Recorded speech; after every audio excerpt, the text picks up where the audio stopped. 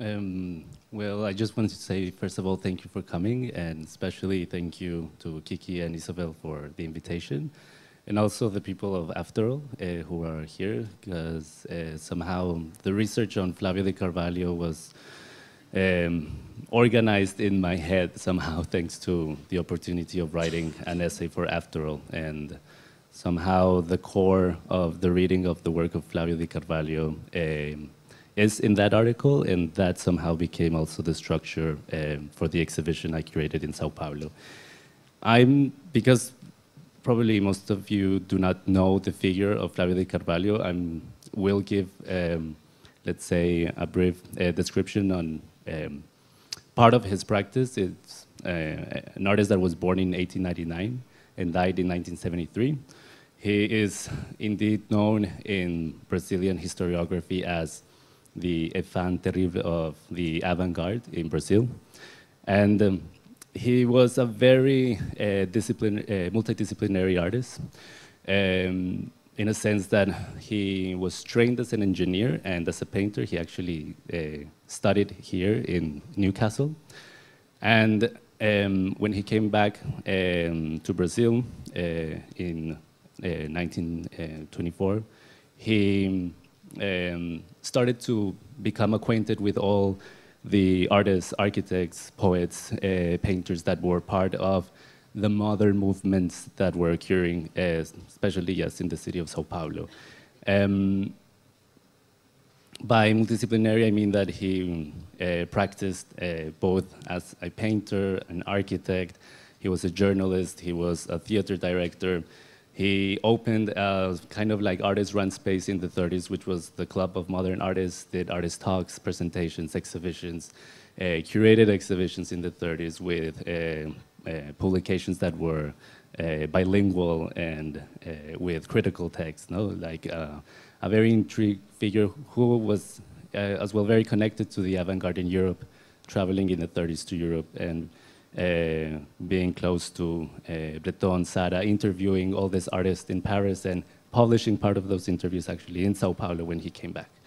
So because it's a very big, let's say, body of work which has been researched by many other scholars and curators in Brazil, and recently Lisette Chilañado co-curated an exhibition with Maria Berrios, who is here, that was devoted not solely to his work, but let's say his practice was one of the key, let's say, insights of that exhibition that happened at the Reina Sofia. So to talk about, I'm going to talk more about how Flavio de Carvalho was interested in general in psychology and crowd psychology in his work, either if it was painting or an architectural project.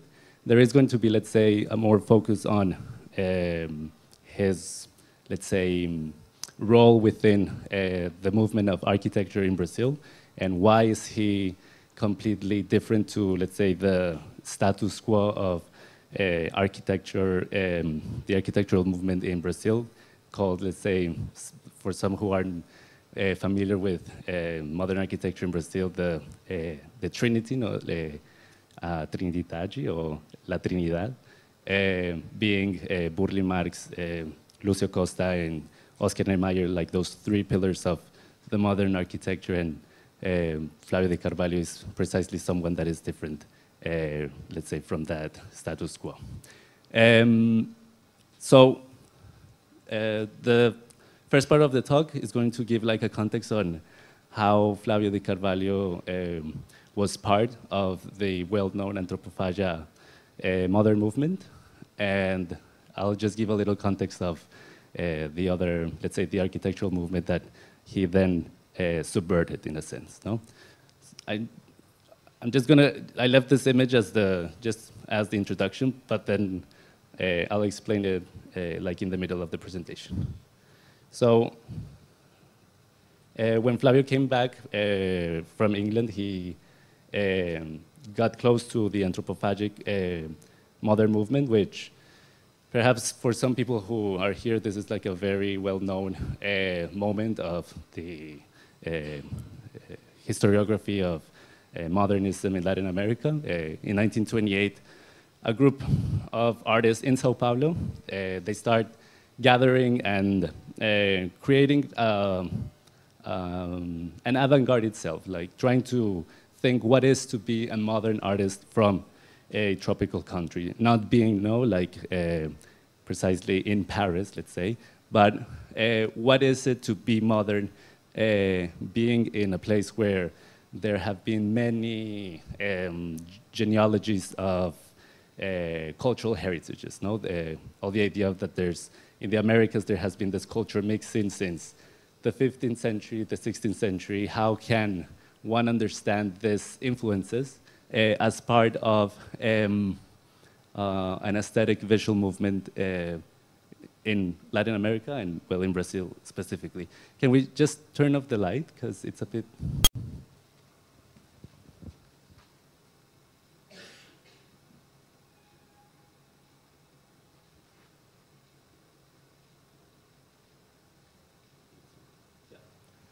So in 1928, Oswald de Andrade, which was part of this painters, poets, writers based in Sao Paulo, he gets inspired by a painting made by his wife, Tarsila do Amaral. This is a drawing of the painting that she did in 28, and makes a manifesto that tries to present that, let's say, condition of thinking of being modern from such a place of cultural mixing, no? This is just 3 lines just to get to know, I think, like what was the meaning of that manifesto. Only anthropophagy unites us, socially, economically, philosophically. Oswald de Andrade chooses the word anthropophagy to understand that mixing of cultures, kind of like a cannibalism or an appropriation of different cultural meanings. The difference of cannibalism through anthropophagy is very important in its, let's say, the meaning of the word itself, no? Because anthropophagy comes from anthropo, like the corpus, the body, and phagy comes from eating, but it's, let's say, kind of, it has, let's say, a humanistic language structure, while cannibalism is a corruption of the word Caribbean. Caribbean were the natives of what is now called the Caribbean Sea. They were named like that because the colonial powers saw that they ate flesh, no? The populations in the Caribbean, the indigenous populations, were cannibals, and therefore the word cannibal comes from the naming of those peoples. But anthropophagus, let's say, has that, let's say, humanistic, linguistic meaning, no? To get an idea of what they meant about this mixing or appropriation or cannibalization of cultural lineages or heritages, the second line, as you can read, I think it synthesizes completely that position, no? To be or not to be, that is the question, a very well-known sentence. To be, phonetically, it's, well, Hamlet's Shakespeare, but Tupi is the main indigenous population of Brazil, no? So this is what, it's this interlineage, no, of cultural heritage, let's say. I'm only interested in what is not mine, the law of man, the law of the anthropophagus. Always the idea that for them, let's say for the group of artists based in Sao Paulo, in the late 20s, their position of understanding how to practice their poetry or their painting was that they would be interested in something that they were not, let's say at that moment, considering part of them. So they would be completely interested in everything that was other, everything that was an alterity, you know? So the cannibalism that they suggested was that it was a cannibalization of otherness, and that, let's say, to be interested in what is not mine is to be interested in the values or the good values of that alterity. And the last one, which will make sense kind of like at the end of the talk, what dominated over truth was clothing, an impermeable layer between the interior world and the exterior world, reaction against people in clothes. So when obviously in any, let's say, immediate cultural imagery of cannibalism, there's this idea, let's say, since European colonial imagery to contemporary cultural industry, like, let's say, through film, we have this connotation that cannibalism is always a violent act.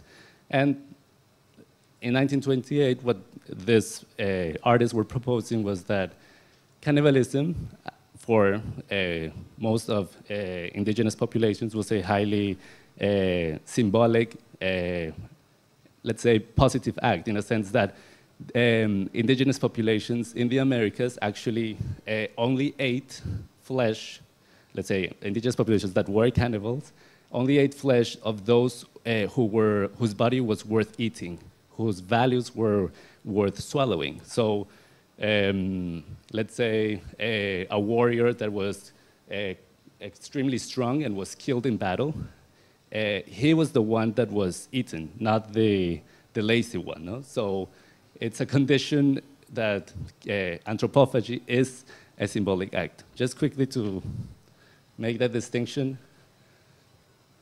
this is a representation of 17th century painting by the Dutch artist Albert Eckhout in Pernambuco, in the north of Brazil. The Tupi indigenous woman represented left as being very humble and more close to civilization. So she's a farmer. You can see that she's part of the plantation in the back.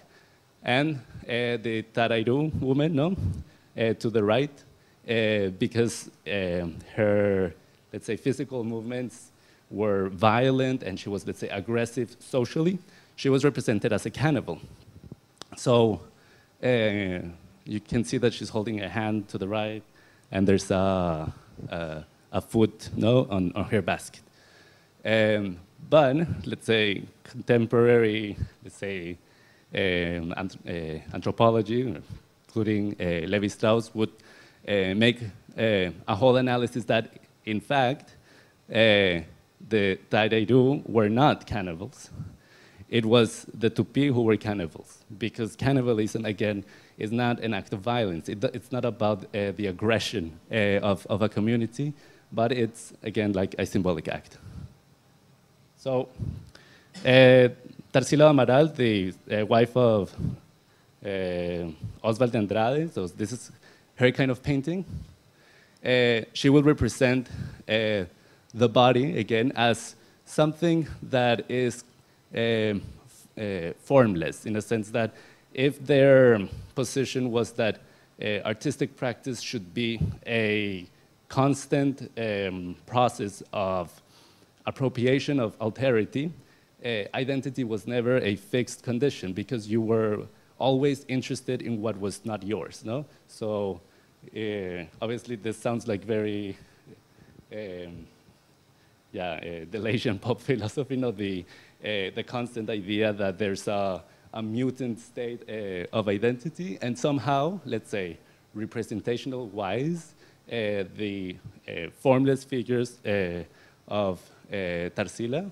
By formless, I think it's clear that obviously you see the figure, but you see like this body trying to become, no? Are represented like this. But one thing important about anthropophagy is that anthropophagy was not a style, no? Like, it's not that all artists painted in a certain way and you could say like, oh, that's anthropophagy painting, no? Like, when you see cubism, you can say that, no? Oh, this is cubism, no? Let's say, in that sense, anthropophagy was, let's say, in the spectrum of the avant-garde, it's more close to Dada, because it's more an attitude, no? It's a position, it's a philosophy, but not a visuality, let's say. Of course, I mean, Dada you can recognize certain Dada poetry, but concerning like the actions or the instructions that we all know of Dada, it's more, let's say, anthropophagia can be casted kind of like in that spectrum of the avant-garde. And also, let's say one key important thing concerning Dadaism is that cannibalism was quoted in a sense by Dada. Picabia had the 1920 Cannibal Manifesto, a Cannibal magazine in the 1920s made by Picabia. So there is, let's say, a more strict relation with that spectrum. But all this is, again, because Flavio de Carvalho, again, when he arrives, he's part of this group, no? But he won't do this kind of painting. He's an architect, and he will propose something else that we will see later. Just in that spectrum of the avant-gardes, a proposition of understanding that perhaps all avant-garde movements were cannibalistic can be, let's say, a hypothesis when one sees the graph made by Alfred Barr in 1932 for the seminal exhibition of Cubism and abstraction art at MoMA, which, let's say, is one of the moments in canonic modern art history that presents like this chronological evolutionary state of modern art, no? And how certain artists started in the late 19th century, and then things start to evolve until art becomes abstract, and it either becomes non-geometrical or geometrical. No, that's the position in 1935. What is interesting about this graph is that the red marks that the curator himself, let's say, writes in the diagram, they are seen as external factors that sort of let's say, catalyze these movements. No? They influence certain artists and certain avant-gardes. No? So it's this whole idea that Picasso wouldn't have been Picasso if it weren't for African masks. In the, let's say, the Van Gogh wouldn't be a certain Van Gogh if there wouldn't have been that encounter with that alterity of the Japanese print. No? That thing that was not his. Again, this idea of being interested of what is not mine. And in the, I think the most radical example is Paul Gauguin wouldn't have been Gauguin if he wouldn't have traveled all the way to the South Pacific and had encountered a primitive society and such a fauna and flora that would, let's say, present later in his chromatic propositions. No? So again, possibly, no, unconsciously, Barr would have told us that perhaps all avant-gardes were also anthropophagous. No? They cannibalized, they appropriated things that were not theirs. So just to make that difference, and concerning primitivism, so that's Gauguin. But what is interesting in itself about Tarsila is that the representation of the human figure, it's still this amorphous thing, no? Like if you see, you still, let's say the primitivism here, the interest in that other, somehow in Tarsila is kind of more, let's say, more digested. Talking about this idea of eating those otherness. And also a very important fact is that Brazilian artists in Sao Paulo, they did not have to leave to think of that alterity. And that's how it becomes like the, let's say, a very peculiar situation, because they believe that that alterity is within, not only within their territory, but let's say within the history, like the memory that is within their social body and their individual body. No? So it's trying to find that, that alterity inside of them. So Flavio de Carvalho, again, anthropophagy is not a style. So when he is, let's say, invited to be part of the group, he suggests something completely different. And part because he was the architect and he was the engineer that proposed another, let's say, kind of possibilities that were not, let's say, only an artifact of an artwork, but they were buildings and cities that could possibly really, let's say, transform the social behavior of people through this whole baggage of being interested in what is not, being interested in alterity, which is, in a sense, trying to deconstruct all kind of like traditional values and always be interested in things that were not, let's say, taught by society, by history, and trying to, let's say, to be iconoclastic against all institutions, no? Against all institutionality that limited the way to define their identity. So just to make, again, like I said, that I would give like a context of the architecture movement that somehow Flavio will subvert with his proposal. Modern architecture in Brazil is quite, let's say, young in a sense. It's since the 20s. Modern houses have been built by different architects, mostly immigrant architects who come to Sao Paulo. One of the main, let's say, and who is known to be like the seminal figure of the foundational figure of modern architecture is a Polish-Russian immigrant called Grzegorz Warszawik. So this is kind of like the international stylist architecture that he would do, that I think everybody is like acquainted to. But to have an idea of why modern architecture, let's say, it's quite an important subject to deal upon in its how it's appropriated locally. This is a map of the subscribers of Le Corbusier's magazine, L'Esprit Nouveau, which was printed in one of his magazines in 1922. And so as you can see, there are more subscribers in Europe, more in Japan. There's like this accumulation in New York, and there's certain spots in South America, no? So Buenos Aires, Sao Paulo, and Rio de Janeiro would be like the main people who want to be part of that modern architectural movement, no? Le Corbusier, he, let's say, is in itself like important for the history of architecture in Brazil, because when he goes to Buenos Aires for a congress, he's invited in his way back to Rio de Janeiro, and he makes a master plan, meets people, and creates a whole new, let's say, architectural philosophy after his visit to the Americas.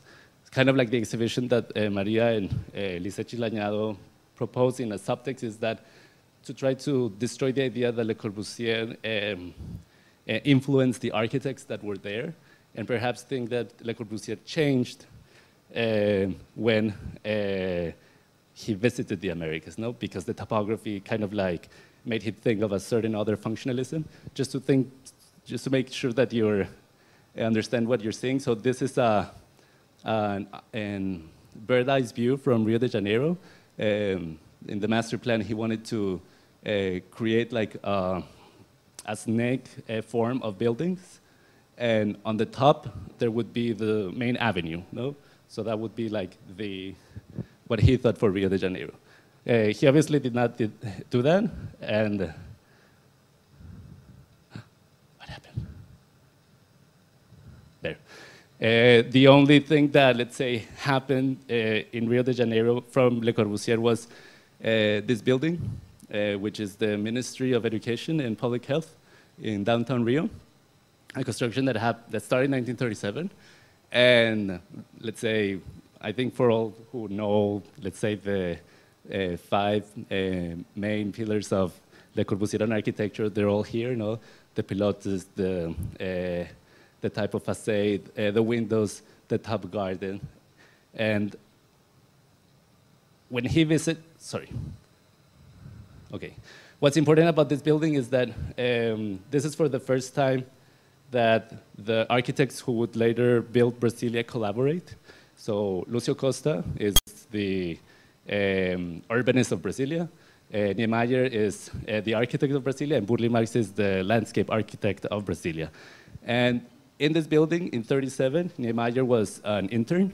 Lucio Costa did the trades with Le Corbusier, and Burle Marx did the whole garden work.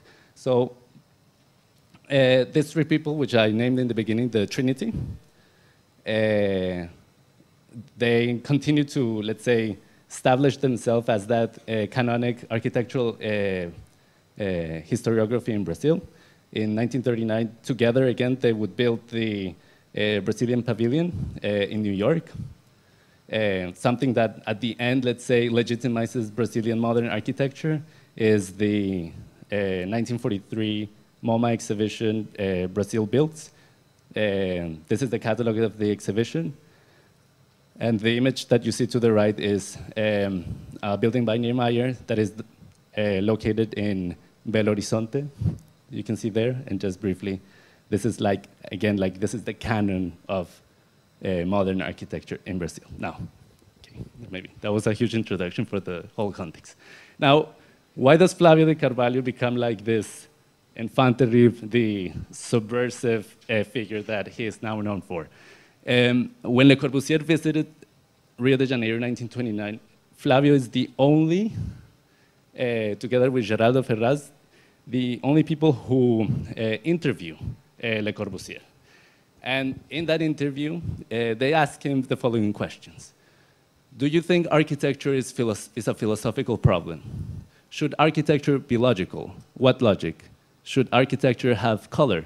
Which is the predominant factor, color, form, or the functional idea? What constructs as pleasant in color and form? Is that pleasantness subjective or objective? How to introduce in architecture the psychic factor?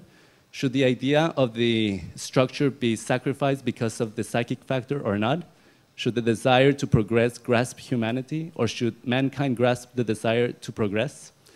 One of the things that interests me more about this questionnaire, I think it's the interest of Flavio de Carvalho on how there is a relationship of the psychic subjective factor with architecture, which is something that for functionalist modernists such as Le Corbusier in 1929 was not really part of the agenda. No? There was something that was completely going in the other way direction of thinking how architecture was actually not, let's say, a body, an architectural body. Architects always say that here's the body of the building, but that architecture is a structure that acts upon the body. No? It acts, let's say, biopolitically upon the subjectivity of the users of that architecture.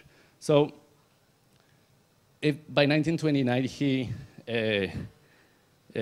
had asked that, it was because he himself, Flavio, had already made a certain architectural theory that concerned psychology with the building of structures in the city. So in 1927, for example, he proposed for the new governmental palace of Sao Paulo a building that would replace the former palace that had been destroyed in 1924 in the city by a revolution that, let's say, only happened for 3 weeks in the city of Sao Paulo, where a certain military faction wanted to take power, and as part of the conflict, the French-style governmental palace was completely destroyed.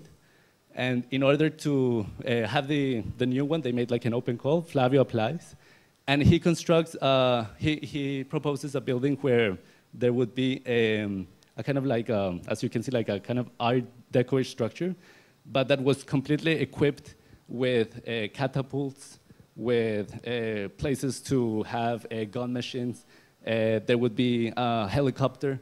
So his proposal, in a sense, was showing, let's say, to the public that the state was in a vulnerable condition, no? And in his, let's say, studies of crowd psychology, this is quite close because, in a sense, by presenting the the vulnerability of the state, no? It, let's say, instigated a sort of common fear in society towards a state that at the end would later be crushed down by the Getulio Vargas dictatorship, no? Which is, let's say, later on, let's say he by making an architectural proposal, he instigates that possible fear of the vulnerability of the state. But perhaps, sorry, the most radical proposition concerning his urban proposals, it's the proposal of a city that's called the City of the Naked Man. In 1930, he proposes to construct a city that, for the man of the future, that for him, the future would have no God, would have no marriage, and would have no property. Those were the three pillars of him understanding the future. So by naked, he was obviously not referring to the stripping of taking off the clothes, but to strip from the cultural constructs, no? Again, like, that is why he's close to anthropophagia. In fact, the proposal of the City of the Naked Man is a proposal that he gives in a congress in Rio de Janeiro in 1930, representing that anthropophagic group. He presents a city where it would be built by different laboratories and centers. I mean, engineer-wise, this is how he presented it in the Congress.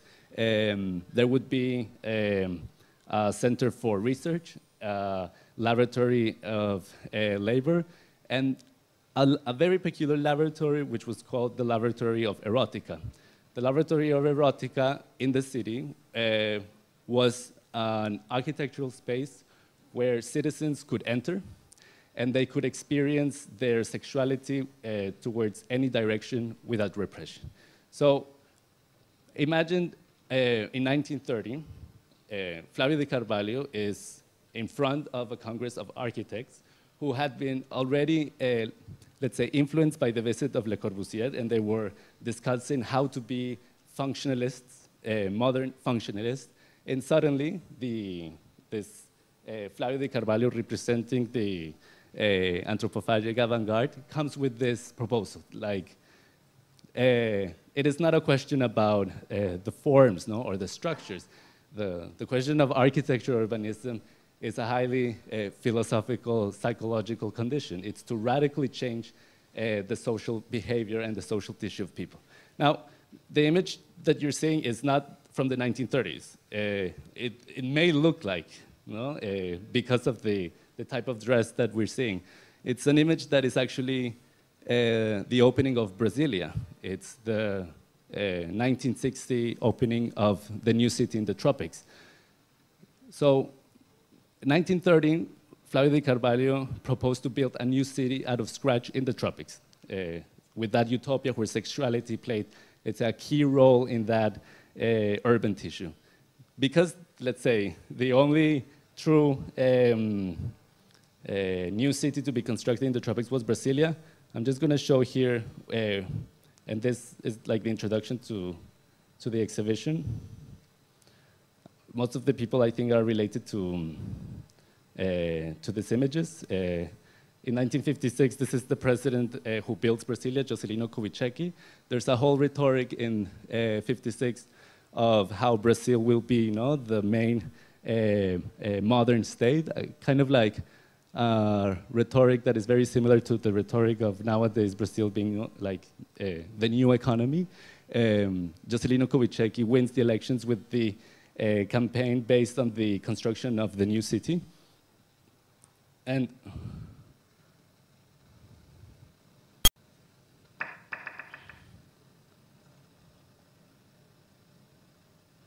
I'm just gonna, so you can see just images of the, I'm just gonna put that in the background and just speak of the, why Flavio de Carvalho, let's say, when Juscelino Kubitschek made the open call to build the new city of Brasilia, Flavio de Carvalho did not participate in that open call. And let's say, one should find it odd if he had already since 1930s an architectural proposal to build a new city, the city of the naked man. Why wasn't he part of that contest? Now, the exhibition that I curated in Sao Paulo makes a hypothesis on that he actually did do in 1956 an architectural modern design that did try to modify, or let's say create a modern architecture for the new man of the tropics. Let's say the new man that was part of the rhetoric of Juscelino Kubitschek. Again, this is a president that won the elections with every single advertisement, every single campaign ad saying Brazil will be modern. Brazil is the new center of modernization. This is the maquette of Brasilia. And so within that context of the new, of the new state, of the new Brazil, this is Lucio Costa, Flavio will propose, and this is Niemeyer, Flavio will propose a modern architecture that could perhaps have quoted his ideals to build that city of the naked man. And this is what I mean by the proposal that he suggested. So, in '56, Flavio proposed to create a new fashion for men who worked in tropical cities in Sao Paulo. His proposal was basically to have a shirt with holes in its armpits and a miniskirt so that air would circulate freely. No? This is, as you can see, the arrows pointing, saying ar, in Portuguese air, suggests that he was proposing a modern design, which as modern architecture was a symbiosis of function and form. In this case, the symbiosis is both, let's say, machine, clothing, and the body, no? Completely functionalist, which at the end, Flavio actually fabricated it. It was, let's say, a design, but then he really made it and he wore it in Sao Paulo. This is 1956, downtown Sao Paulo. Now, the design, let's say the clothing itself, he named it, he coined it the new look. But the presentation of the clothing was titled Experience Number 3. Experience number 3 was a series of experiences that Flavio had started to create since the 1930s. Just briefly, so you have the idea of what is the series of experiences. The term performance did not exist. No? He did not call it action, he called it an experiencia. And they were public street actions that he would perform in order to understand crowd psychology. When I say this is because Flavio literally wrote this down. He was an artist that painstakingly would write in journals, in magazines, in different publications, that his experiences were made in order to subvert certain social codes. So back in '31, this is the first one that he did. He infiltrated a Corpus Christi procession in the center of Sao Paulo. He entered that Corpus Christi procession walking in the opposite direction. And he did that by leaving his hat on, while all the men that were around, in a gesture of politeness, no, they would take down their hat. Flavio left his hat and walked in the middle, infiltrating that procession in a very dandy gesture. And not only did he do that, but while he was doing that, he would gaze at the women that were taking part of the procession with sexual desire. So there was a courtship with the nuns or with women that were around. He sexualized that public space. And at the end, what happened was that all the crowd wanted to lynch him. They chased him, and the police saved him. There is no photographic documentation of this. There is only the paper cuts of the newspapers the day after.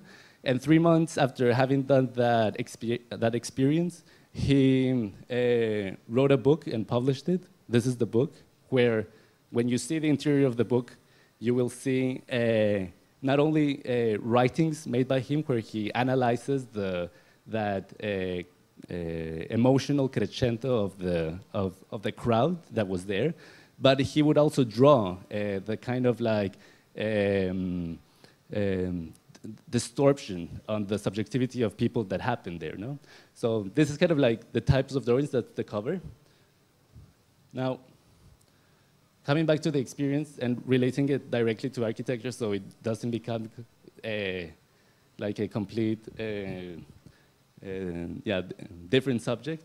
Why could this design possibly be an architectural form? Well, taking this example of the Le Corbusier building in Rio de Janeiro, the key factor of this building is that the windows of this building, I have I don't know how to say it in French, but it's the brise soleil. No? That basically rendered the temperature inside the building. No?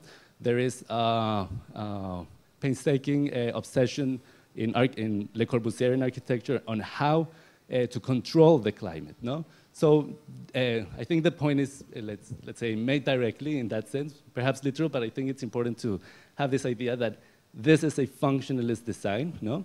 Which obviously is subverting a social code which is still exists today. The idea that men only wear pants, no? That skirts are a cultural artifact, no? That builds up a specific, that is, let's say, gender specific, no?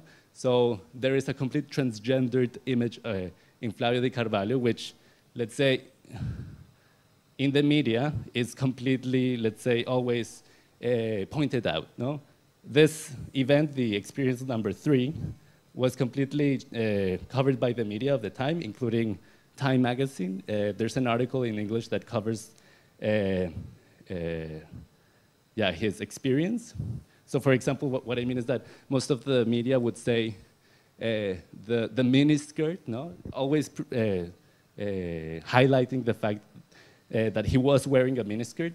These are 2 magazines from Brazil that were presented in the exhibition. So again, this is the skirts of Flavio.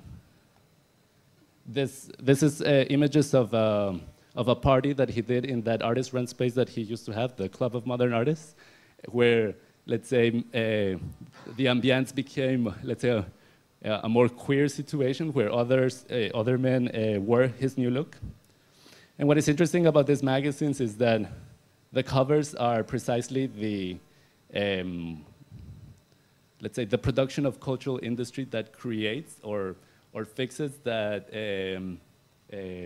cultural construct of gender, in this case of womanness, no? The covers like such as this, magazines in the 50s construct a certain female beauty, and inside these magazines you will have this queer zombie that completely destructs those binary relations of gender. This, for example, magazine is brilliant because in the interior you can see that at the left there's a product which is gender specific. No? What does a man need to be a man? Or in the right, what does a woman need to be a woman? And what is interesting about this magazine is also that at the bottom you see an advertisement of photographic film. And the image that they show is a marriage, no? Precisely that institution that Flavio was telling us all the time to be iconoclastic towards. No? Again, the city of the naked man was a city for a man of the future that would have no marriage, no God, and no property. No? So it is that institution, no, that, let's say, that binary relation of genders that somehow in the middle, in this new look that he proposes, is beginning to be blurred. No? that divisionary line. Now, one important, let's say, like cross-reading that should be made when one sees the new look is clearly with Elio Itisica's Parangolé. And I bring here a quote from a text by Guy Brett, who is present with us, so I hope that the text is correct. This is in the catalog of the 1992 Elio Itisica exhibition at the Vite de Vite, where Brett describes the Parangolé as such. It says, already Elio's earliest Parangolé capes as clothing are by nature transsexual. They have no attachment to conventional signs of either masculinity or femininity. Gay sexuality could be traced in his work, but all his proposals related to sexuality seem to be non-divisive, transsexual. I'm not going to make a point of the, let's say, the difference of transsexual, transgender. I think the key fact here is this idea of the non-divisive. Somehow the new look, as the Parangolé was in that situation of being, trying to create a certain horizontality within that hierarchical binary relation. But in the case of, I mean, the main difference, of course, of De Carvalho with Itisica is that Flavio had, let's say, a direct social program. No? He wanted people to wear his new look. The Parangolé is a more, let's say, poetic, abstract situation with a piece of cloth. There's no direct social program. Let's say the social is in a different spectrum. I think there's no time to make like the. I had this fast idea of where does the Parangolé comes from, but I think we go, no? Okay, just to make briefly, perhaps for people who don't have the reference of where the Parangolé comes from, no? This is a complete summary of the possible genealogy of the monochrome that Itisica presents throughout his body of work. No? So Elio Itisica starting with being a neo-concrete artist, having this monochromes that he brings movement to the canvas. No? So by bringing movement to the canvas, it instigates the idea that art is not the artifact, it's not the object, but art is an experience of the spectator that is precisely instigated by something that is occurring in that artistic gesture. No? So by creating movement, it brings this idea that the spectator is a key figure of that experience of art. The monochrome then leaves the canvas and becomes, let's say, even more related to the space and to the body of the spectator, until the monochrome completely contaminates the body, you know? And it obviously, depending on where the Parangolé is presented, it connotes different social conditions of that context. That was like the fastest Itisica explanation. So the exhibition that I did in Sao Paulo wanted to present the city of the naked man as, let's say, to read it from contemporaneity. What is a city that is inviting us to think of our sexuality as a constant experience where there is no specific archetype of desire, let's say where desire is not disciplined, but where there is a rhizomatic bifurcation of any possibilities of an individual's desire. How can the words, when again, this is like quote unquote, when Flavio says that in the laboratory of erotica, one would enter this place and one could experience its desire towards any direction without repression. What does that mean, let's say, in 2010, back then? when we know that, let's say when he was talking in the 1930s of that possible libertarianism, is that correct? Libertarianism, when there's sexual possibilities.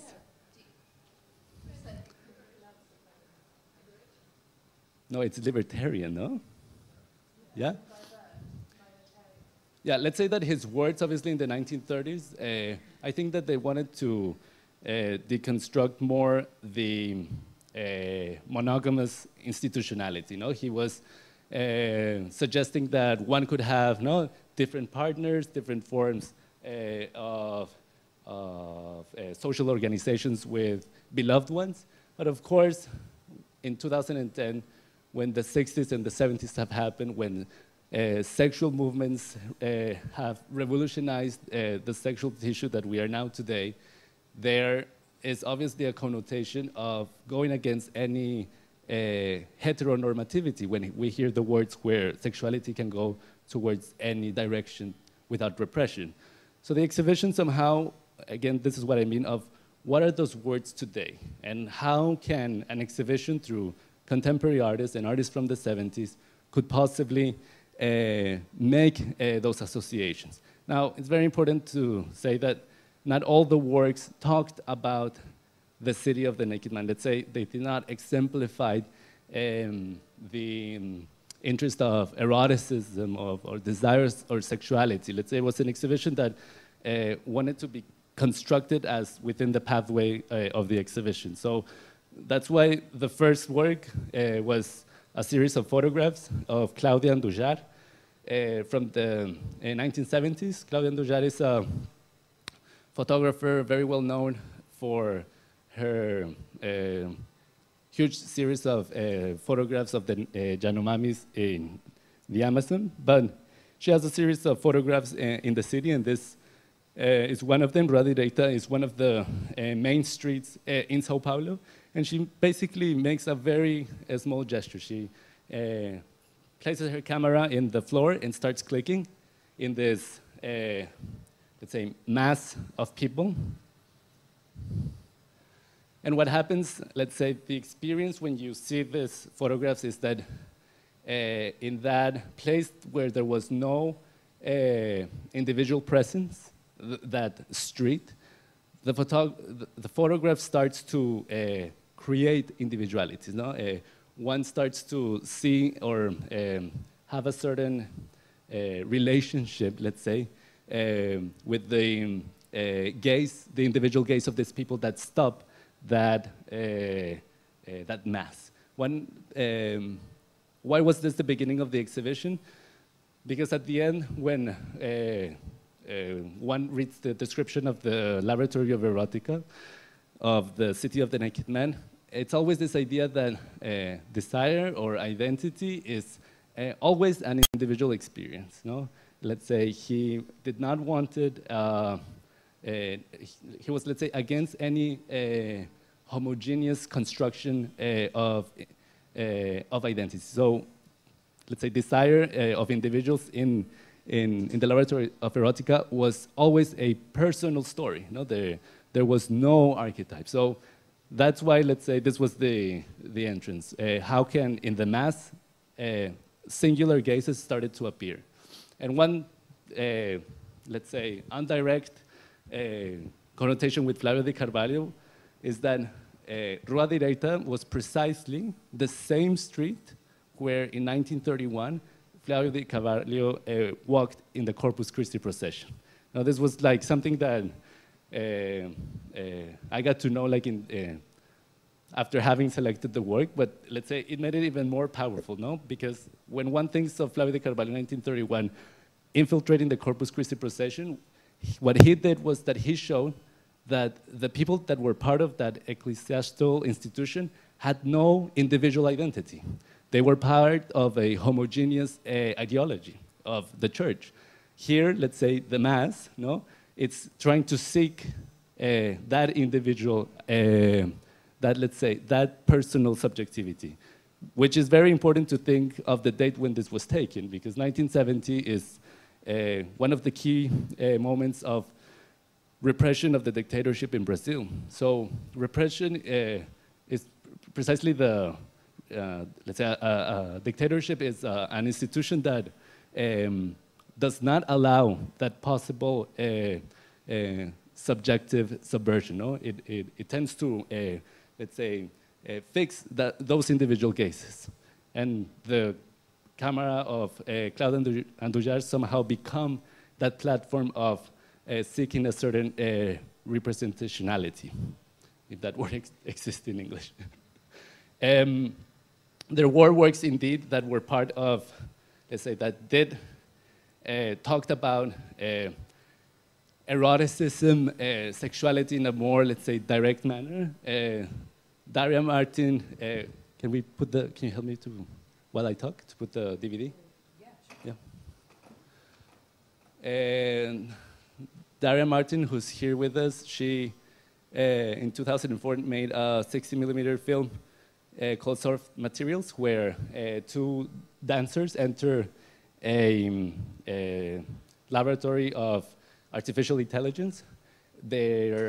Each of them, the laboratory is completely empty. Yeah, I don't know. And nobody's working in that moment. They enter naked, and they start creating like very small movements with objects. Can you put the?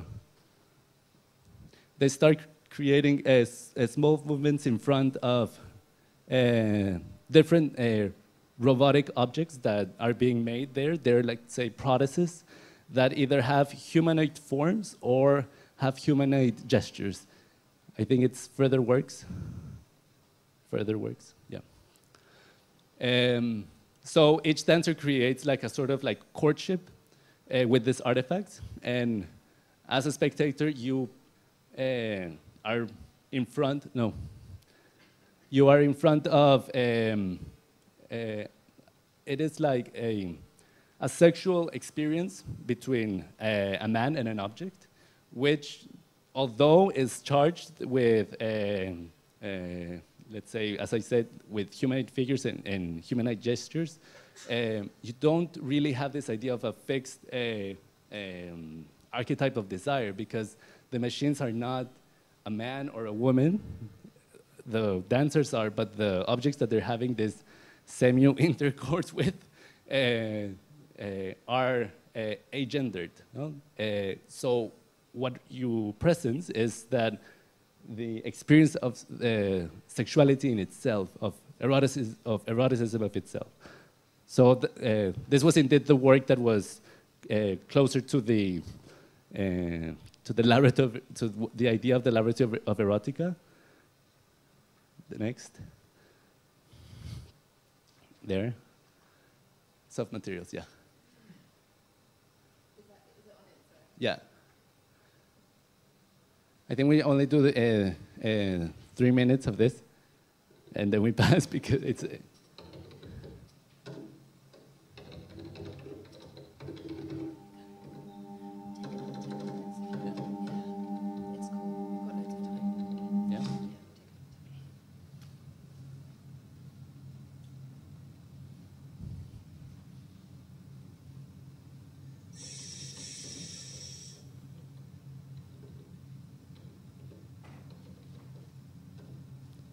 In the text of the exhibition, I compared this film with Ballet Mécanique of Leger, because when one sees that avant-garde film, you have this idea that archetypes of gender-specific gender-specific archetypes of sexuality are being recreated by machines. And if you might remember Ballet Mécanique, it's all these movements of different machines that suggest different body movements and gestures.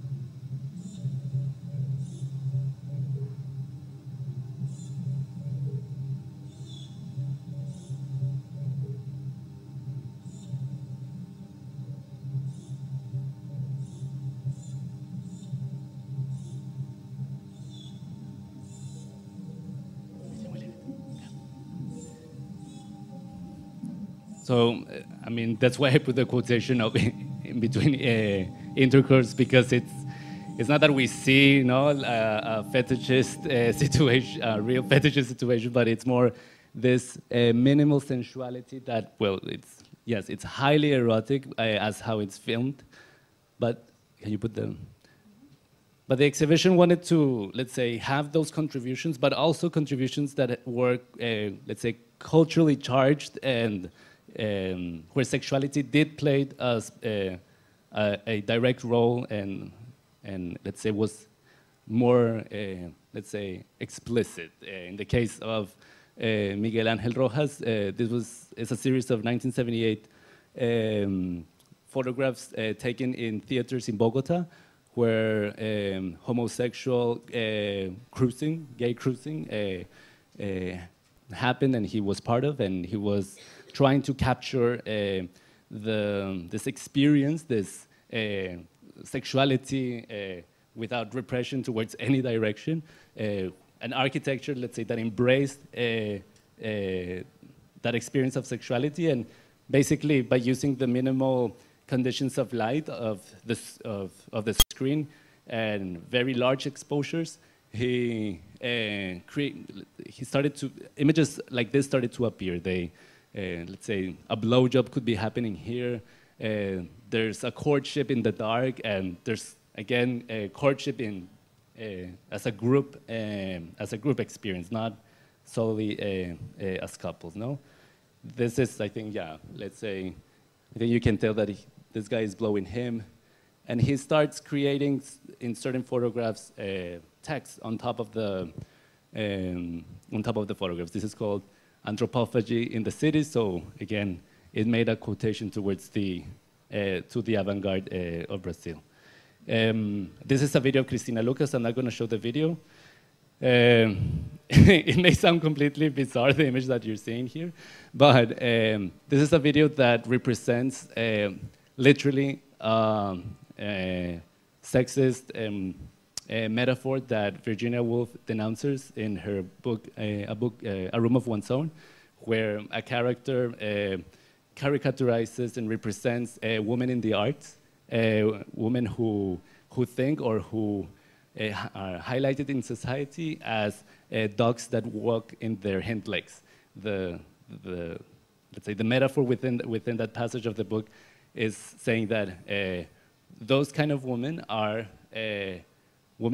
dogs like walking their hind legs. They don't do it very well, but they manage to do so. So it's the inclusion in the exhibition was a work that wanted to bring, again, this binary relation that Flavio de Carvalho's experience number 3 of the new look of the miniskirt was trying to subvert. No? So the cultural, the gender cultural construct of womanness, let's say, was being presented with this work of Cristina Lucas, and in the case of the male construction, was presented by some collages by Santiago Monge, a Colombian artist, where he appropriates this underwear advertisement, which is very clear. You have this idea of how cloth is gender specific. There is that body inside that man, and how the different layers of cloth do construct that madness. No, so it's very interesting what it says. It says in Spanish. It says for all the ages, for all the pockets, meaning that it's cheap, for all activities, for all climates. So the connection with climate with Flavio's new look, and for all tastes. And in the exhibition, there were also inclusions of not solely artworks, but this was a very interesting finding. It's, let's say, an event that happened in 1949 in Rio de Janeiro, that the mayor of the city, he decided to ban those people who were the swimmers of Copacabana who came back to the city with only their trunks, with their swimsuits. they would go to jail unless they would cover themselves. No, it was prohibited to be only with your swimsuit in places that were not the beach itself. No, so this was a law that was announced in the radio in 1949, saying that from now on you can only be with your swimsuit at the beach. So a journalist with different friends decided to go the day that the law started to run, and they subverted the norm by going to the beach wearing clothes, wearing winter clothes, bourgeois winter clothes. You can really tell that this is like a bourgeois youth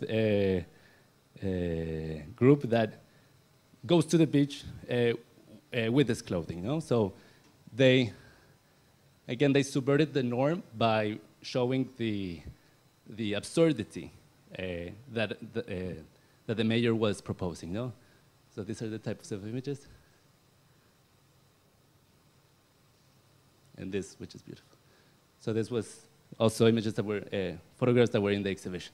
Now, the last contribution, and this is how I think I'm going to end, it was a contribution that I was like extremely happy with. Ney Matogrosso is a singer, a rockland singer from Brazil, which in the 70s, he also presented a new savage man of the tropics, a man that also, let's say, stripped for cultural constructs from a certain tradition, and who also had a certain, let's say, interest to define itself of being a tropical man, as, let's say, the visuality of his, let's say, the appearance in his performance.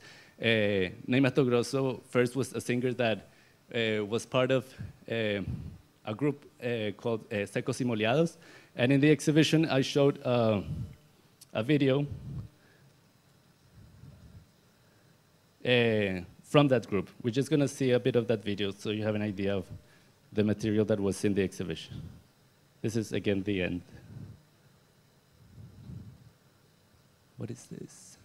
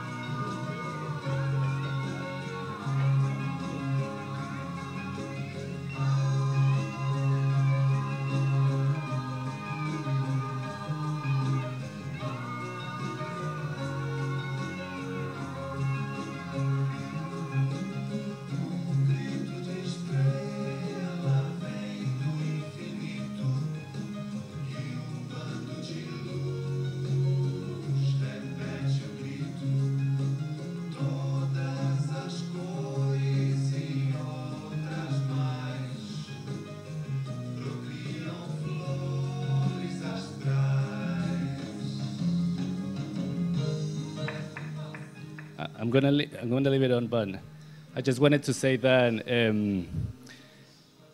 like the importance of having Ney Matogrosso was to connect the spirit of Flavio de Carvalho with Brazilian counterculture itself, because at the end, when one thinks that Flavio de Carvalho was the infantry of the avant-garde, it was precisely because he was producing a counterculture. He was instigating to deconstruct all social behaviors, institutionalities, and proposing all, let's say, what you've seen.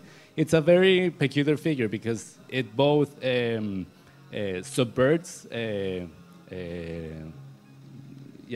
say, certain status quos, but he actually proposes another form of disciplinarity, because the new look at the end, one can look at it as a uniform. No, it also uniformizes the social tissue. as I said, it subverts the binary relation. It's basically telling us that men should wear skirts, no? Because it is, as I mean, I think we all agree that it would be more comfortable, and many designers have done that proposal, no? Marc Jacobs, I think, is like recently the most famous that proposes that, no? Because it's still something that it's related to our contemporaneity. Especially, I think, the idea of the suit. No? At the end, the image of the suit is of the bureaucrats of neoliberalism. No, so let's say in a very caricaturesque way, but it's still, that is the social code of what an executive man should be. No, and I think that when Ney Mato Grosso is part of the exhibition, it was a video, it was like the LP cover that I presented before. It was to connect that, let's say, that gap that was between those radical countercultural spirit of Flavio and this other androgynous proposition, the counterculture itself of the 70s.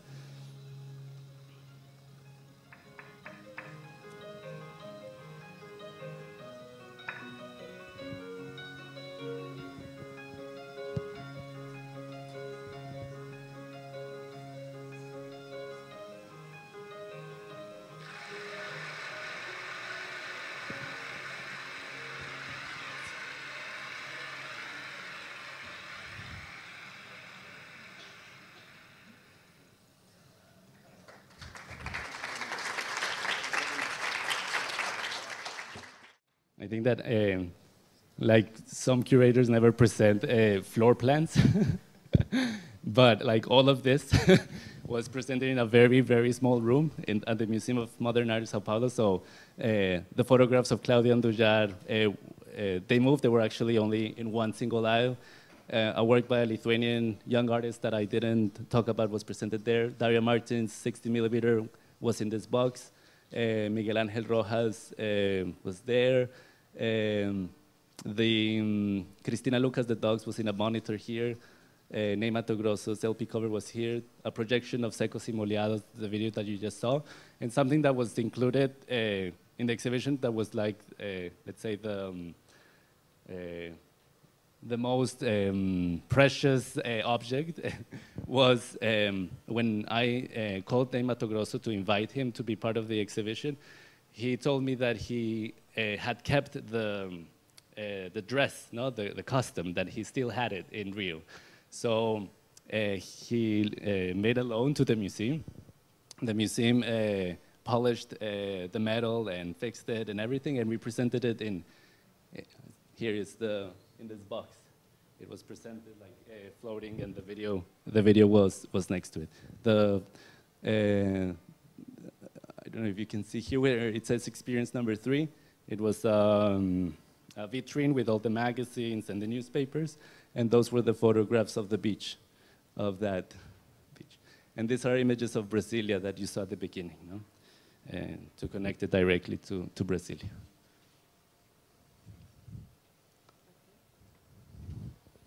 That's it. Thank you very much, Inti. Thank you. More applause.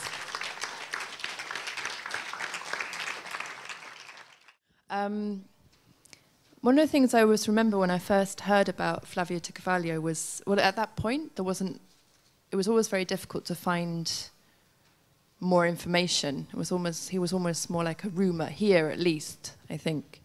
And I was never quite sure how to take the proposals, both the architectural proposals and also the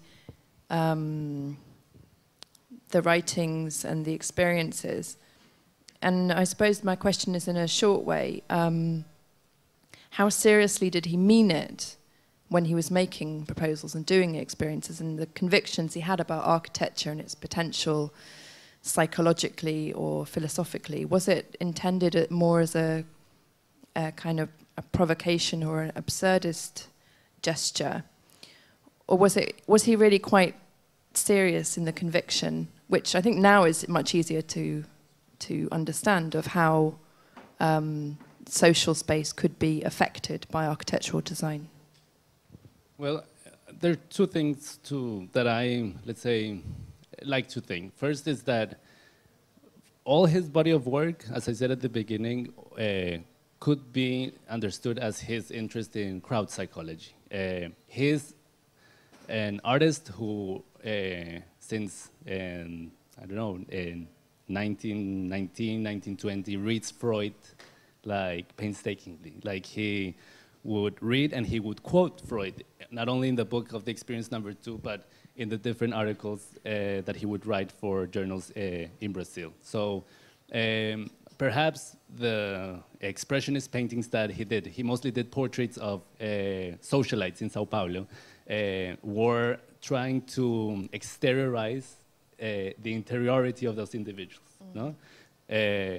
So if you take that painting and you take this body of work, you can, let's say, perhaps think that all is this obsession to understand, let's say, an obsession for psychology and to understand that interiority of individuals.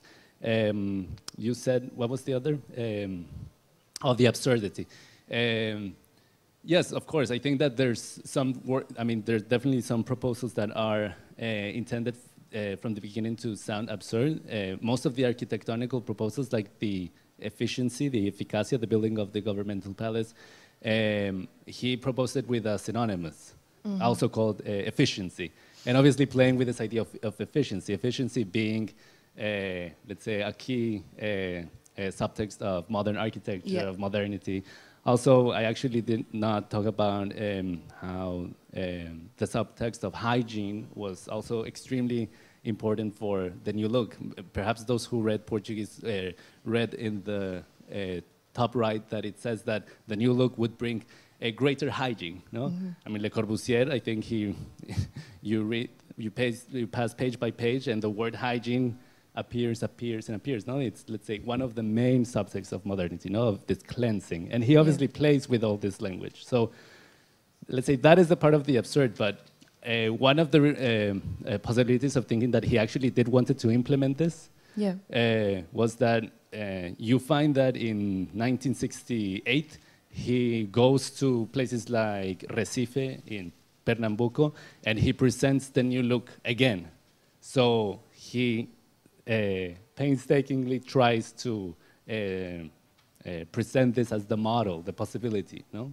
So, like he plays in between. Yeah. I think, I mean, now that you read what he's saying both about architecture or design, it seems like he was, it's a cliche, but he was ahead of his time, and his criticism of modernism is sort of quite easy to understand now. But in terms of how he is received, I was also kind of, is a related question, curious to know how Le Corbusier took his question. So did he take the question seriously? Well, not at all. There's, from the reply which was published, one of the things that is highlighted is that Le Corbusier calls Flavio a revolutionary romanticist. That was actually the name of the first retrospective of Flavio in Sao Paulo in 1999. Flavio de Carvalho, the revolutionary romanticist. But when you read the Le Corbusier's interview, it's a very patronizing naming, no? Because it's like, oh, that revolutionary romanticist. You who think that architecture has to do with psychology, like, you know, it's... While it's odd that it's actually it's constantly being celebrated like, oh, look what Le Corbusier said about Flavio, but it's the contrary. It's like Flavio is the one that's saying like to Le Corbusier, you're joking yourself. No, I mean, you'd hope that Flavio was sitting there thinking, this guy is like an idiot. Well, I mean. For not understanding that I'm being serious, I guess. The problem is also that one tends to make this stereotype that modern architecture, modern architecture, Le Corbusier, Adolf Loos, no, are the bad guys, and the other ones are good and subvert things. I mean, Le Corbusier itself is also someone that changes constantly. I mean, the passages of him in Rio are things that are so quite organic and not completely rational functionalist. Yeah. Thank you, Inti. I just wanted to kind of jump the queue, as Isabel said, because this thing about romanticism is interesting in terms of Corbusier as a painter, because he was, through l'Esprit Nouveau, associated with aux enfants, with the kind of manifesto and kind of trying to rid Cubism, rid romanticism out of Cubism. So that it's kind of interesting that he accused Flavio de Carvalho of being a romanticist, because it's something that in his past he tried to get rid of it with what is called as the kind of the call to order, le retour à l'ordre. But there is a kind of a paradox there as well, because the modernists, the Brazilian modernists, Oswald de Andrade and Tarsila do Amaral, they were very much involved with the group of the modernist group in Paris that were kind of trying to kind of push forward this idea of a kind of a classicized Cubism. And Fernand Léger, who was the last tutor of Tarsila do Amaral, he's very close to that group. So I was wondering how close Flavio de Carvalho actually was with Oswald de Andrade and Tarsila do Amaral, and this idea of anthropophagy, which kind of stems from quite directly from this kind of ridding romanticism out of Cubism. Well, I think that first of all, I mean, anthropophagy is like an amazing proposition, and when one makes a criticism to contemporary multiculturalism, it brings like a tool to criticize a condition. Like you get like completely obsessed with what anthropophagy proposes, but periodically anthropophagy is very short. Like Wall Street crash happens. Tarsila do Amaral is the daughter of a coffee rich guy. They become extremely poor. She divorces Oswald de Andrade. She remarries. She has like a social conscience and becomes a communist, goes to the Soviet Union, comes back. She is imprisoned for a year, and her painting changes. Like the anthropophagia lasts really like 2 years. If you see the painting of Tarsila in 1930, it's not anthropophagic. In the historiography calls it her social period, no? Because it's the painting of the workers and so forth. So when Flavio is part of it, he's also part of it in a very short period. So he emancipates quickly. No, he becomes completely an individual. One factor that is that changes, let's say, his relationship with this group is when he comes to Europe. And there's a beautiful book which was republished. It's only in Portuguese now, which is the memoirs of Flavio in Europe. It's called Os Ossos do Mundo, the bones of the world. And he documents these encounters with Breton, with Sara, obviously very late, no? But there's other many interesting stuff that is actually, I find more interesting than being part of this avant-garde movements. That, for example, he goes to Transylvania to find the king of the gypsies. That's his, he wants to talk to the king of the gypsies. That's his proposal. That's why he travels to Transylvania. And the reason why he travels to Europe is actually not art related. He comes to Europe because of an invitation to be part of a congress of psychotechnique, the Congress of Psychotechnique in Prague. He was part of it. And that chapter of that book is super interesting because back then, the German Commission were Nazis. And he talks about how Nazis saw psychotechnique obviously implemented to torture, while he was thinking that psychotechnique was emancipatory. No? And he talks about how all the Congress was like surprised of the German Commission. No? The German Commission was obviously the Third Reich.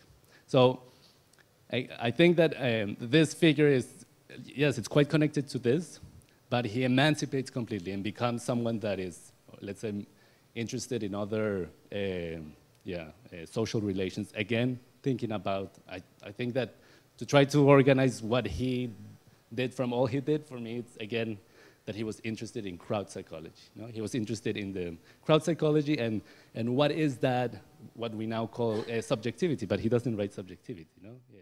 Between Flavio as this total individualist, which, I mean, he's really strongly so, and him breaking away from all of this, and the collective connotations of the utopian aspect of his work. And I wanted to ask you to elaborate a bit on a part of Flavio that I think could be really interesting to relate to this, which is his relationship to theater, which one could, for example, imagine in this like future projection, not only related to Elio Itisiga, but also perhaps to someone like Augusto Boal, you know, like the invisible theater, and this idea of creating social experiences that like have some other sort of frictions, like that go much beyond this individualist, which relates somehow to what you had asked in the beginning. The question is asked by Maria Berrios, the co-curator of that exhibition at the Reina Sofia that I talked. Just to, because again, I did not present the whole spectrum of work. Flavio, he was the founder of the Teatro da Experiencia, Theater of the Experience in 1931. Which was founded in the Club of Modern Artists, this semi-artist run space in the 30s. And it only lasted for 3 acts. The theater itself, the piece, the only piece, which was called Bailado do Deus Morto, the dance of the dead god. Very Nietzschean proposition of an iconoclastic proposal of killing the father, and obviously there's a whole totem and taboo situation that is, let's say, orchestrated within this piece. One key important thing, I think, that is something that, I mean, I touched upon sexuality and gender here, but there's another field that is not touched by art historians and curators in Brazil, and is how did Flavio look at race? But in experience number 2, there's something about, he always talks about the presence of the blacks in that procession. What was their let's say, theatricality in that orchestrated procession? And in the theater piece, one important thing is that all actors were black. There were, it was, I don't have the image, I don't think there's time to look for it, but they wore metal masks and like metal shields, acero inoxidable, how do you say that in English? Stainless steel. It was made of stainless steel, so like the Ney Mato Grosso effect, no, it blinded people. That was also like a subtext of why this video was presented in the show. So there was something about the trivial, the going back to the savage, no? Breaking with idiosyncrasies, institutionalities, no? To such an extent, it was so anarchic and so subversive that it was censored, no? The police, there was only one moment of the piece, and then the police came and Flavio convinced them to stay, a group of policemen, and they saw the whole thing. They enjoyed it, but they censored it anyhow, no? How can I connect it? I think that, I mean, I think that in the end, this metaphor of the stripping your cultural constructs, as the theater piece was, let's say, instigating that. But because it was a theater proposition, I actually don't think that it was so effective as the experiences. Because the theater in itself, it's still like a bourgeois experience, no? I mean, most of the people who went to the Club of Modern Artists, they were, middle upper class of Sao Paulo. Let's say they were white sons and daughters of the coffee economic power, seeing black actors with metal shields and masks, no? That's why I think the experiencers are extremely effective, because they are literally on the street. I think the utopia does happen in a, let's say it's pointed out towards a direct manner. I'm not referring this to be populist, no, that the experiences were populist, no, but I think that the realization is, let's say, more reliable somehow, or I don't know if I answered.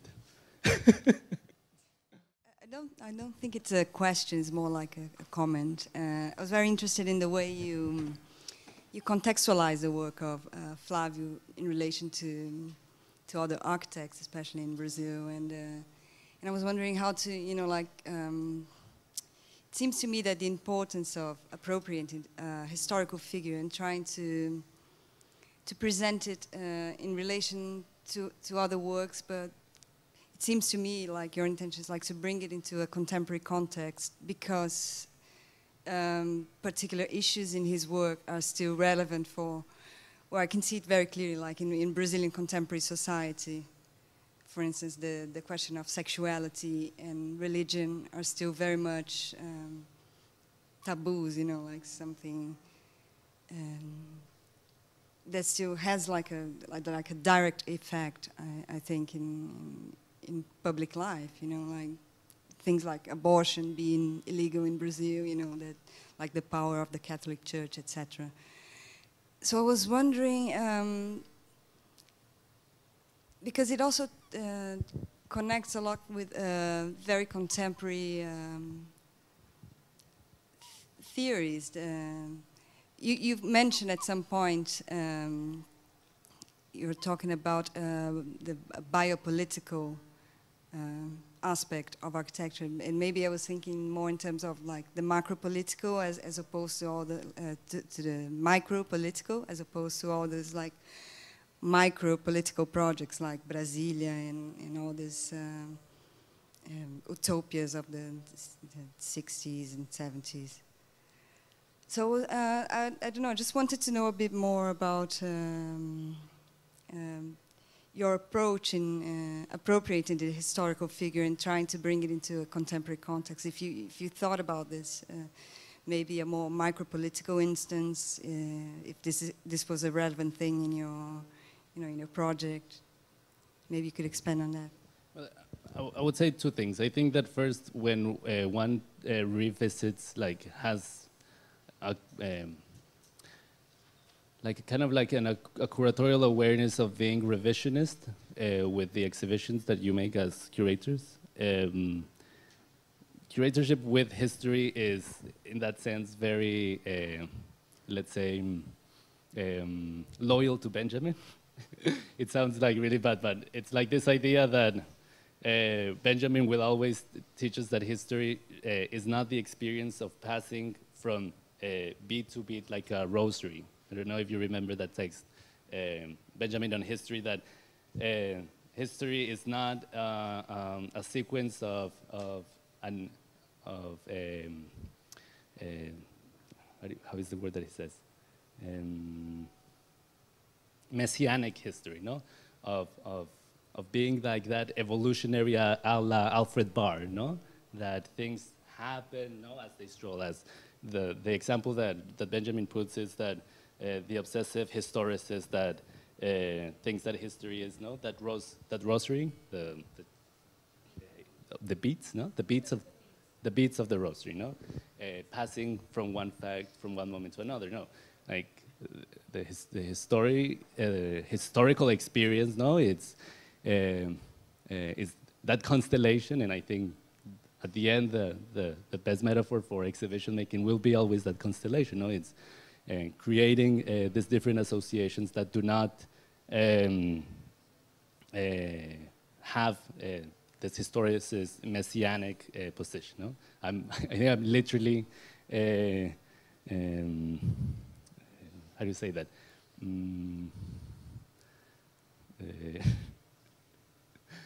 It's it's like I'm being like very literal to Benjamin, but I do think that that's, let's say, my first condition with when I work with a revisionist agenda, And considering the micro and the macro, well, I mean, there are many philosophers who have that position, let's say, who are in that field. Obviously, Sueli Rolnik is, let's say, close to Brazil, the one that uses these terms constantly.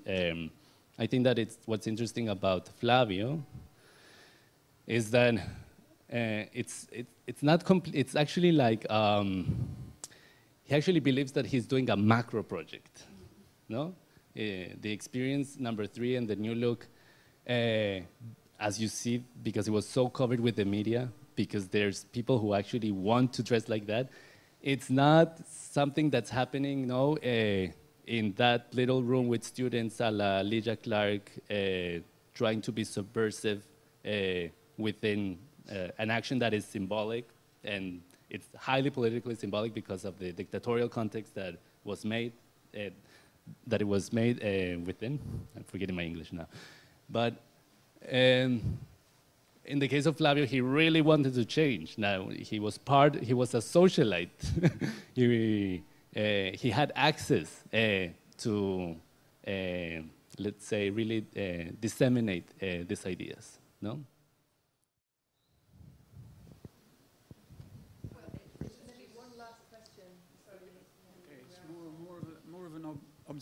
More of an observation. I just wanted to say before that I'm not lowering the power of the Lydia Clark or the Oiticica in that context, because obviously they would have to do that because precisely of that structure, no? And again, because there was, let's say, the lines of mobility that they belonged to were not the same as Flavio. Yeah. The connection you made between Flavio and Elio Oiticica was interesting in relation to Oiticica's Parangolé. But there's a particular, and I think very interesting difference between the Flavio phenomenon and the Parangolé of Oiticica, because the Parangolé of Oiticica was not only a projection of a person to the spectators, but was also a kind of cloth sculpture that the person wearing would explore within themselves. They put their hands into the pockets and into the folds inside the Parangolé. They would discover things there that weren't actually visible to anybody else. So I think that he thought of this question of the relationship between projecting an image and creating a spectacle, and looking at the sort of inward experience. He tried to make a relationship between those two things. So I thought that when in the last, or the second to last film extract you showed of the of the rock group, the three rock group, yeah, they seem to me to have reverted really to the spectacle as spectacle, and presenting this emphasis on their clothes, which was accompanied by movements that weren't really interesting and got very irritating after a while, in my view, anyway. No? No. Okay, I missed that. Well, tell me where to see it, and I'll go. No, I mean, there was, I think the performativity, no, of Ney Matogrosso is more on the idea of when a pop star performs, no, he's performing, he's on stage. This film is that you saw is an excerpt from TV. So actually, during dictatorial time, he was part of, let's say mainstream. It was pop. There's a hypothesis on why he overpassed the gaze of censorship, in the sense that, let's say, he was so weird, no? It was so strange that it was not seen actually as a threat. No, obviously, spectacle in a place like Brazil where there's carnival imagery, it's very hard to separate. No, let's say what is. Let's say, could be accepted on the street as part of the folklore, as part of the, let's say, mundane culture, to put it that way. And somehow, I think Ney the reason why he had the visibility, I mean, he filled stadiums during the 70s, was because he played in between somehow. He could be read as part of the industry of entertainment, no? But I think it is clear because of his body gestures, of his gaze, of his real, let's say, queer atmosphere. There was something that could possibly be emancipatory as well for the people who assisted him or who saw a certain liberty or freedom of seeing this being presented. But I mean, I understand your point that I don't put Ney Matogrosso as like, he was the same, there's the same performativity of Oiticica, the same performativity of Flavio.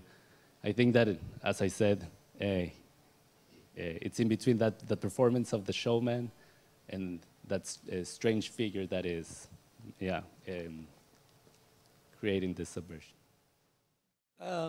Just to continue this thing, I think it's unfair to good old Flavio de Carvalho to see him in this context, because we must see it historically. What he was doing was something really in itself a new proposition. Unfortunately, he didn't carry it. You know, it was very hard to carry it in that context. And as apropos this thing about entertainment and artistic statement, there is really a difference between because what you're seeing is something like Dame Edna Everage or Julian Clary. These are very interesting, we could say gay, or even very witty people like Quentin Crisp. I used to do impromptus with Adam Nankervis and Quentin Crisp. And Quentin was not very interested in art. I mean, he understood art very well because he used to model for painters at Chelsea, in fact.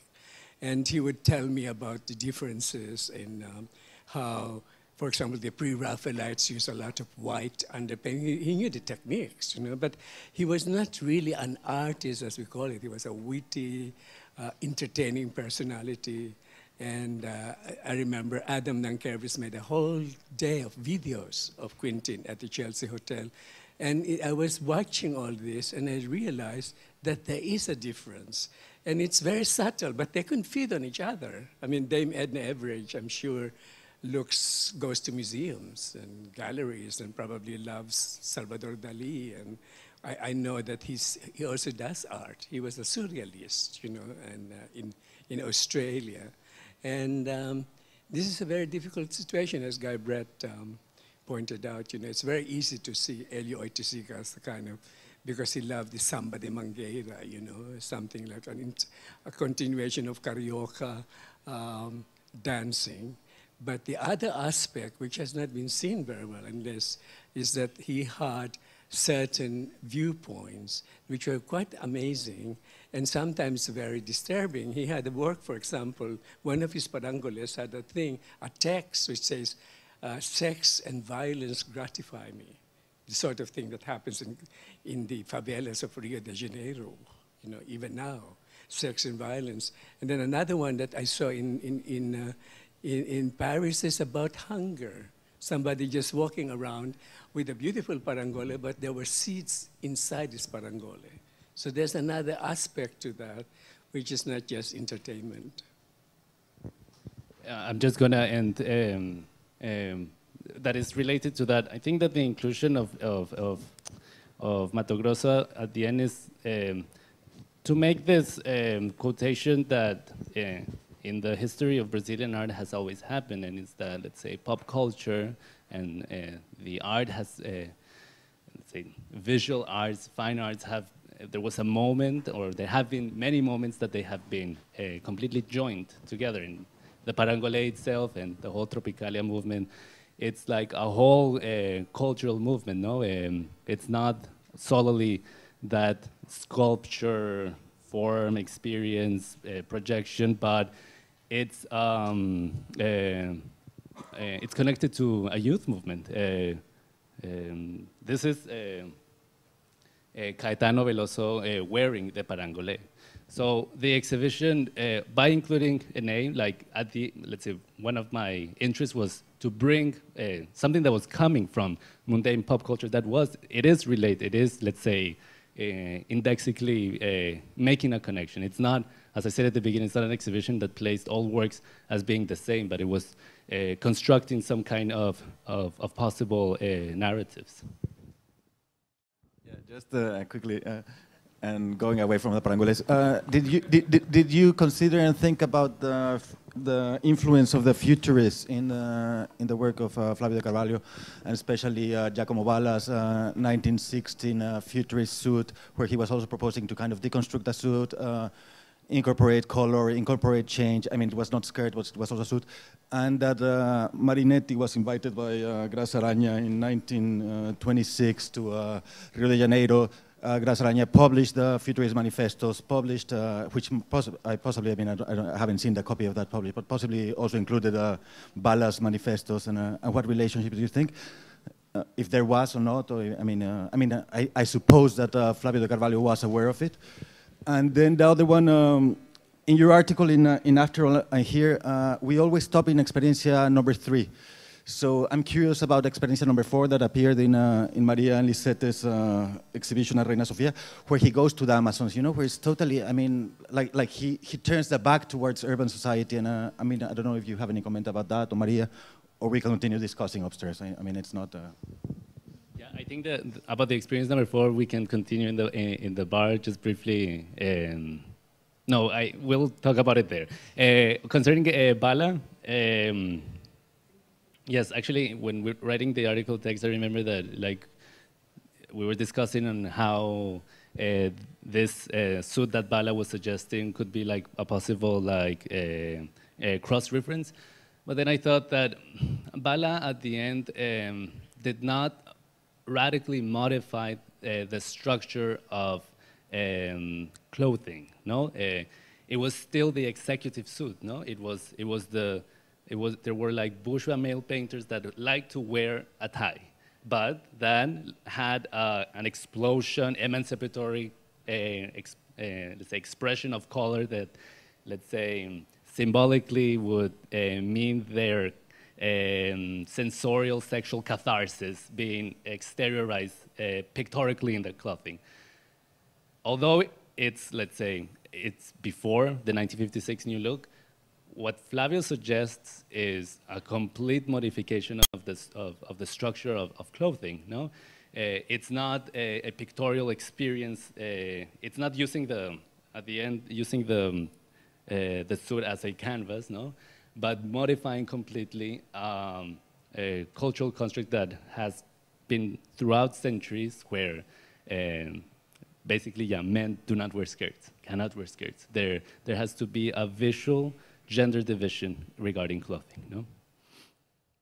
Yeah, one image that I crossed, maybe you saw rapidly, is that in October of 1956, it's when Flavio does the walking. But since March of 1956, Flavio de Carvalho publishes every week in a newspaper in Sao Paulo a column of the history of fashion, the universal history of fashion. And he would write, along with drawings, how in different periods mankind has worn different types of dressing. So when have actually men have worn skirts since, I don't know, Neanderthal times, medieval times. And what is interesting, again, concerning his Freudian interest and his interest on sexuality, is that most of these articles, what is a constant relationship of clothes regarding their sexual connotation, is that, for example, he would say that in ages where women would wear skirts with a lot of layers, no, like foliage, symbolically it was exteriorizing the need of reproductivity of a society. That was his hypothesis, no? That so in certain moments, no, as women had like layers, it meant that there was a need for reproduction, no? Obviously, I mean, this is one of the examples. So I'm not saying that he's the only one in 1956 that did it. He knew that. That's why at the end, Flavio, just to end with the beginning of the talk, Flavio at the end continues to be anthropophagic, no? Because he appropriates, he cannibalizes all different archetypes that can be become a proposal for the new look. No, when he writes the articles of the universal history of fashion, it's not to legitimize that the new look is the evolutionary result of what fashion should be. No, it's an appropriation of different cultures and periods that can be taken and proposed to urban societies in the tropics. And thank you very much again, Inti, and thank you, everyone.